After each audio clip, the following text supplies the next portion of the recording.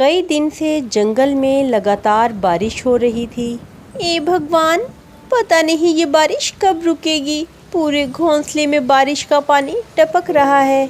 अरे टोनी, जल्दी भाग, कहीं ये घोंसला टूटकर गिर ना जाए। मैं लूसी को लेकर जा रही हूँ। अपनी माँ की आवाज़ सुनकर टोनी चिड़िया जल्दी से घोंसले से बाहर आ जाती है। अचानक तेज आवाज़ के साथ टुनटुनी का घोंसला टूटकर नीचे गिर जाता है। अब उनके पास रहने का कोई ठिकाना नहीं था। टुनटुनी अपनी बेटियों को लेकर इधर उधर भटकने लगती है। ये कैसी आफत आ गई है मेरे ऊपर। मैं अपनी बच्चियों को लेकर कब तक इधर उधर भटकती रहूंगी। कहीं कोई सर छुपाने की जगह मिल जाती तो हम उधर रह लेते। अगर आज तुम दोनों के पापा जिंदा होते तो आज हमारा खुद का घर होता। हमें यूं दर बदर की ठोकरें ना खानी पड़ती। तभी टुनटुनी चिड़िया को दूर एक पेड़ के नीचे एक बहुत बड़ा गुलाब दिखाई देता है। माँ देखो, वहाँ कितना बड़ा गुलाब दिखाई दे रहा है। चलो आओ, उसमें छुप जाते हैं। वो अपने बच्चों के साथ उस गुलाब की तरफ आती है।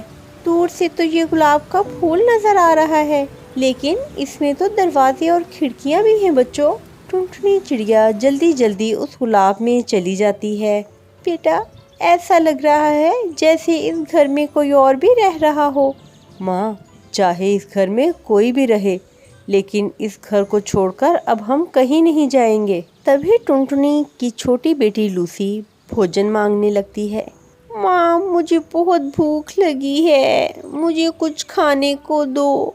लूसी, तू पागल हो गई है क्या? इस बारिश में माँ भोजन कहाँ से लाएगी? चुपचाप सोने की कोशिश करो। टोनी दीदी, मुझे बहुत नींद आ रही है, लेकिन भूख के मारे मुझसे सोया नहीं जा रहा। माँ, मुझे बहुत भूख लगी है, मुझे कुछ खाने को दो ना। मेरा दिमाग मत खा। इस बारिश में जान बचाना मुश्किल है और तुझे खाने की पड़ी है। मैं कहाँ से खाना लाऊं इस वक्त? टोनी, बहन को थोड़ा सा पानी पिला दे, फिर तुम दोनों बहनें सो जाना। तभी टुनटुनी चिड़िया को उस गुलाब में रहने वाले कालू कौवे की आवाज़ सुनाई देती है। कौन है मेरे घर के अंदर? जल्दी दरवाज़ा खोल, मैं बाहर इस बारिश में भीग रहा हूँ।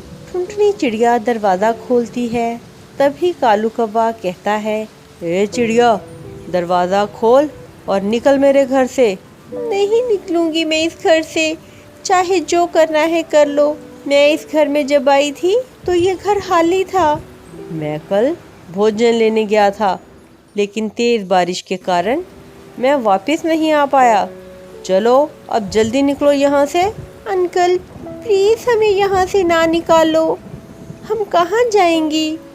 बारिश की वजह से हमारा घोंसला टूट गया है।